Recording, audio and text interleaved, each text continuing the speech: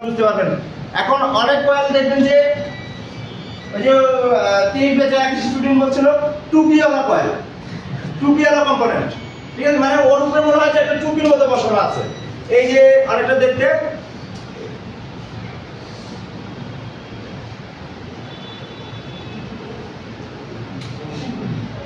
এরকম হয়। এই কয়েলগুলি দেখলে যে মনে করবেন এটা বুস্ট কয়েল বা বাক কয়েল, এটা ধারণা ভুল। যে কোনোটাই হতে পারে, যে কোনোটাই হতে পারে। এখানে আমাদের বুঝতে হবে কোন সেকশনে আছে।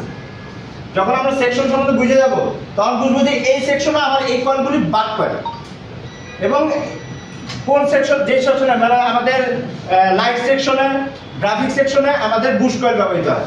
তখন আমরা যখন ওই সেকশনে হাত দিব তখন বুঝবো এই কয়েলটা বুস্ট কয়েল। মানে আমার কয়েল বুঝতে হবে যে এটা বাক না বুস্ট, এটা বুঝতে হবে আমার সেকশন বুঝে। কিন্তু কয়েলের চেহারা দেখে আমি বুঝতে পারবো না যে এটা বাক অথবা বুস্ট। ক্লিয়ার? জি স্যার। সবাই একটা কনফিউশন থাকে, অনেকদিন এই কনফিউশনটা থাকে যতক্ষণ পর্যন্ত সে ক্লিয়ার না হয়। এর জন্য প্রথম দিনে আপনাদের জিনিসটা ক্লিয়ার করে দিতে হবে। একটা কম্পোনেন্টের সিমটম আলাদা আলাদা থাকে।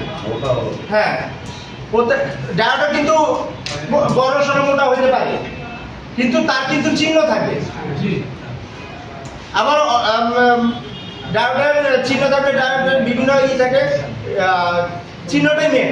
চিহ্ন দ্বারা বুঝবেন যে আমার এটা। আবার অনেক সময় বুস্ট কয়েলের ওই জায়গায় একটা ফোঁটা থাকে, সেটা আলাদা বিষয়। তখন আপনার কয়েল দেখলেই বুঝে যাবেন যে কোনটা বুস্ট কয়েল কোনটা বাক কয়েল। কিন্তু এখন অত ডিপলি মাথায় নেওয়ার দরকার নেই, এখন কয়েলের পরিচিতি। এটা দুইটা লাইন দুই দিক থেকে সংযুক্ত হয়েছে না, আপনি দিয়ে হাজার এই সাইডে একটা কম পাবেন, ওই সাইডে একটা কম পাবেন, মানে ভিন্ন ভিন্ন থাকে। আপনি কয়েল যখন লাগাইছেন লাইন একটা হয়ে গেছে, কথা বুঝে গেছে? কয়েল না লাগানো না থাকলে আপনি ওখানে ভিন্ন ভিন্ন দেখবেন, মানে ব্রিজ রে পালা